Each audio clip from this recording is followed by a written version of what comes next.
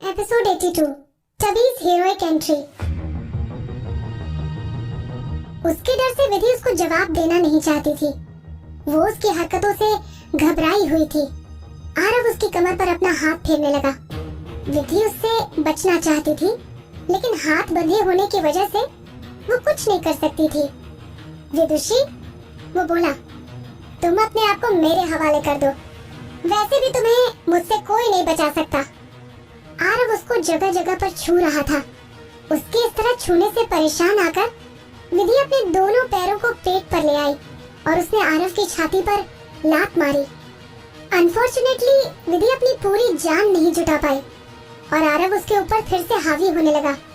जैसे ही विधि ने अपनी सारी होप्स खो दी, तभी विधि को कमरे के दरवाजे के पास कोई दिखा, जो कि विधि से अपनी आंखें मिला रहा था। वो और कोई नहीं बल्कि मोहित का पेट लेपर्ड टबी था। अपनी पूरी जिंदगी में विधि पहली बार किसी लेपर्ड को देखकर खुश हुई। आरव ने विधि के चेहरे पर एक्सप्रेशन बदलते हुए देखे और उसने नोटिस कर लिया कि उन दोनों के अलावा कोई और भी इस कमरे में मौजूद है। जैसे ही आरव ने अपने पीछे मुड़कर देखा, उसे एक लेपर्ड उसके ऊपर अटैक करता हुआ दिखा। आरव जल्दी से नीचे झुका और टबी के अटैक से बच गया, लेकिन फिर भी टबी के नुकीले पंजों से उसके सीधे हाथ पर चोट लग गई और खून निकलने लगा। टबी जमीन पर धीरे से उतर गया। बिना विधि की तरफ देखे टबी आरव के ऊपर अटैक करने लगा। टबी ने रूम में आने से पहले एक बार भी अपनी आवाज नहीं निकाली, जैसे कि वो जानता हो उसके साथ लड़ने वाला आदमी आसानी से नहीं डरने वाला। आरव भी अपने सामने एक लेपर्ड को देखकर नहीं डरा और वो डिफेंसिव पोज में खड़ा हो गया। विधि को आरव और उसके बीच हुई पुरानी बात याद आ गई। उसने विधि को अपनी मिलिट्री लाइफ के बारे में बताया था और जब वो जवान था तब उसने हर तरह की ट्रेनिंग ली थी, बल्कि वो काफी सारे लोगों के साथ लड़ना भी जानता था। लेकिन इस समय आरव को एक लेपर्ड से लड़ते देख वो बता नहीं सकती थी कि कौन स्ट्रॉन्ग है।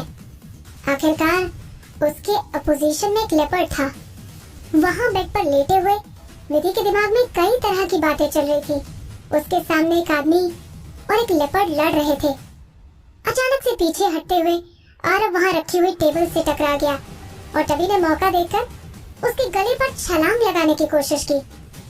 टबी से बचने के लिए आरव दूसरी दीवार की तरफ कूदा और वहाँ से उसने दीवार पर टंगी हुई तलवार उतार ली। आरव ने अपनी पूरी जिंदगी में ऐसा कभी नहीं सोचा होगा कि कोई वॉल डेकोरेशन के लिए टंगी हुई तलवार उसकी जान बचाने के लिए काम आ जाएगी। बल्कि वो तलवार काफी शार्प और पूरी तरह से पॉलिश थी। थोड़ी दूरी पर लेटे हुए भी विधि को पता लग गया था कि आरव टबी से जल्दी हार नहीं मानने वाला है। टबी ने अपना सर झुकाया और जोर से घूमते हुए आरव के पेट पर अपनी पूंछ मारी। विधि चाह कर भी उन दोनों की लड़ाई ढंग से नहीं देख पा रही थी। वो दोनों अपनी पोजीशंस जल्दी जल्दी बदल रहे थे। उन दोनों की लड़ाई के बीच विधि के सामने रखा हुआ फर्नीचर आ रहा था। इस वजह से वो समझ नहीं पा रही थी कि कौन जीत रहा है। विधि के हाथ बंधे हुए थे और वो उन दोनों की लड़ाई देखने के लिए हिल नहीं सकती थी। वो सिचुएशन के बारे में जानना चाहती थी, लेकिन उसे नहीं पता था कि वो किसके लिए ज्यादा चिंता करे, आरव या फिर टबी। अचानक से विधि ने टबी की दहाड़ सुनी। उसकी दहाड़ गुस्सा और दर्द जाहिर कर रही थी। विधि डर गई और वहाँ क्या हुआ जानने के लिए जितना हो सके उतना अपने दोनों हाथों को स्ट्रेच करने लगी। फर्नीचर के पीछे विधि ने टबी को जमीन पर गिरा हुआ देखा और उसके बालों पर पूरी तरह से खून लगा हुआ था, लेकिन वो हार नहीं माना और फिर से खड़ा होकर आरव से लड़ने लगा। विधि समझ गई कि टबी यहाँ पर उसे बचाने आया है और जब तक वो आरव को मार नहीं देता या फिर खुद नहीं मर जाता, तब तक वो उससे लड़ता रहेगा। वो वहाँ लेटे हुए फ्रस्ट्रेट होने लगी। वो टबी के साथ जाकर आरव से लड़ना चाहती थी, लेकिन वो वहाँ बेड पर हिलने के अलावा कुछ नहीं कर सकती थी। तुम ऐसे हिलने से इस हथकड़ी को कभी नहीं खोल पाओगी। विधि ने जानी पहचानी आवाज सुनी। विधि ने हिलना बंद कर दिया और अपने साइड में देखने लगी। वहाँ उसे एक जाना पहचाना चेहरा दिखा। हाय विदुषी, कैसी हो तुम? वो चेहरा विधि की तरफ देखकर खिल उठा। उस आवाज से विधि का दिल थम गया लेकिन उसके चेहरे पर अजीब सी मुस्कुराहट आ गई। विधि उसको ऐसे देख रही थी जैसे कि उसने किसी मूवी के हीरो को एंट्री लेते हुए देख लिया हो। उस शख्स ने एक दो झटके मारकर हथकड़ियों को तोड़ दिया। विधि ने अपनी कलाइयों को घुमाया और आपस में अपने हाथों को सहलाने लगी। वो जैसे ही बेड पर बैठने लगी, उसका पहना हुआ नाइट गाउन कंधों से उतर गया। विधि ने जल्दी से अपने आप को कवर किया। उस नाइट गाउन का कपड़ा काफी हल्का था और उसमें से आर पार दिख रहा था। विधि ने ज्यादा हिलने की कोशिश नहीं की और वो अपनी जगह बैठ गई। मोहित ने तिरछी नजर से विधि की तरफ देखा और अपना सिर हिलाते हुए बोला, तुम पर रेड कलर सूट नहीं करता। ये बोलकर मोहित आसपास सराउंडिंग को देखने लगा और उसने बेड पर बिछी हुई चादर को विधि के नीचे से खींच लिया और उसको देते हुए बोला, ये ओढ़ लो। बेड की चादर से विधि ठीक तरीके से कवर हो गई और उसे इधर उधर मूवमेंट करने के लिए जगह मिल गई। डबल कपड़े होने की वजह से विधि अब सिक्योर फील करने लगी। मोहित उससे पूछता हुआ बोला, क्या तुम चल सकती हो? विधि ने अपना सर हिलाया और बेड से उतरकर जमीन पर खड़ी हो गई। लेट्स गो देन, यहाँ से जल्द बाहर निकलना सही रहेगा। विधि ने एकदम से मोहित को फॉलो नहीं किया, बल्कि वो एक कोने में आदमी और लेपर्ड को लड़ते हुए देखने लगी। रूम की दूसरी तरफ पूरी जमीन पर खून गिरा हुआ था। वो खून उस आदमी और लेपर्ड दोनों का था। विधि उस लड़ाई को देखते ही देखते कहीं खो गई। वो उस लेपर्ड को ऐसे छोड़कर नहीं जाना चाहती थी।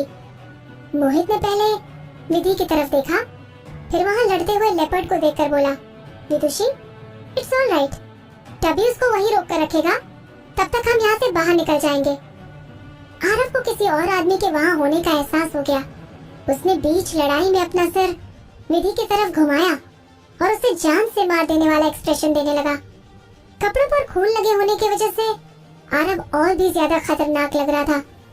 डर की वजह से विधि उसकी नजरों से नजरें नहीं मिलाना चाहती थी, इसीलिए वो मोहित के पीछे आकर छुप गई। मोहित ने उसका हाथ पकड़ा और बोला, चलो चलते यहाँ से। मोहित के पीछे चलते हुए विधि उस रूम से बाहर आ गई।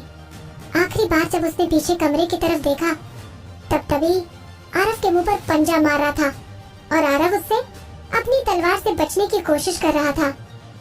मोहित ने उसका हाथ पकड़ते हुए आधा कॉरिडोर पार कर दिया और फिर एक फ्लोर नीचे जाकर मीटिंग और डाइनिंग रूम को पीछे छोड़ दिया। विधि के दिमाग में अभी तक वही पुरानी चीजें चल रही थी। आरव के शरीर पर लगी चोटें और टबी की गर्दन से बहता हुआ खून। विधि उस लड़ाई के फ्लैशबैक से बाहर नहीं आ पा रही थी। गार्डन में आने के बाद भी विधि उन दोनों के बीच चल रही लड़ाई की आवाजें सुन सकती थी। जिस रूम में उन दोनों की लड़ाई चल रही थी, वहाँ से फर्नीचर और कांच टूटने की आवाजें लगातार आ रही थी। मोहित भी अपने पेट लेपर्ड टबी के लिए परेशान था, लेकिन वो विधि के सामने जरा भी परेशान नहीं दिखना चाहता था। वो जानता था कि उसके परेशान होने की वजह से विधि का भी कॉन्फिडेंस डाउन हो जाएगा। दूसरी तरफ ध्यान होने की वजह से विधि काफी बार गिरने से बची, लेकिन वहाँ से बाहर आते समय मोहित ने उसका हाथ एक पल के लिए भी नहीं छोड़ा।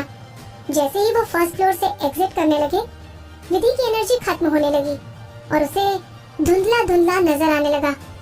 अगले ही पल विधि का पैर किसी नुकीली चीज पर आ गया और बैलेंस बिगड़ने की वजह से वो जमीन पर गिर गई। मोहित ने विधि को पूरी तरह से गिरने नहीं दिया और उसे कॉर्नर पर बैठाकर पूछता हुआ बोला, क्या तुम ठीक हो? विधि ने जवाब देने के लिए अपना मुंह खोला, लेकिन उसके मुंह से आवाज नहीं निकली। मोहित के चेहरे के एक्सप्रेशन अचानक से बदल गए। तुम्हारी आवाज?